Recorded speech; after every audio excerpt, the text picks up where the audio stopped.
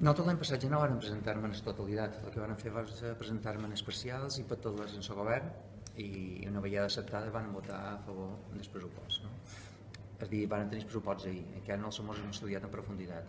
I si bé els números del pressupost en principi són positius, el que ens preocupa és la gestió del govern, no? Perquè a dir, fa un mes van demanar la liquidació del pressupost i l'execució del pressupost de l'any passat és baixíssima. Aleshores no hi ha gestió, és a dir, presenten un número que queda molt bé, que davant els ciutadans diuen que són un pressupost socials i que rebaixen endeutament, que també és vera, però que la seva gestió, la seva execució és molt pobra. No? Per tant, entenem que falta moltíssima de feina dins el propi Consell, falten moltíssimes iniciatives, està molt bé que pressupostin inversions estatutàries, està molt bé que pressupostin inversions, en aquest cas, per infraestructures a però després, en el mes de novembre, no estan executades. No? Aleshores, de molt pot serveixen els ciutadans que els números que ens presenten siguin positius. Què trobam a faltar i a més que ens queixarem?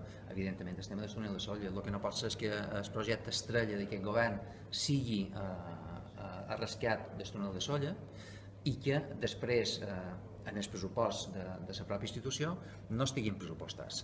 Ells diuen que la situació econòmica del Consell és bona, bueno, ha estat bona enguany perquè l'any passat també hi va haver molt poca execució dels pressuposts i quan tu fas la liquidació dels pressupostos s'obren bombers.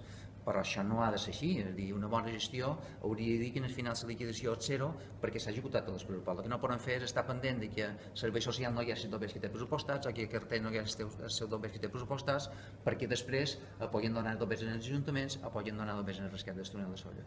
Presentarem en especial, sobretot, referides a temes municipals i que pensant que s'haurien de pressupostar. No? Bueno, i el que intentarem serà a base de diàleg per arribar a un acord en el govern perquè al final el que beneficia en aquest cas, sobretot en els ajuntaments i els ciutadans, és que puguem arribar a acords.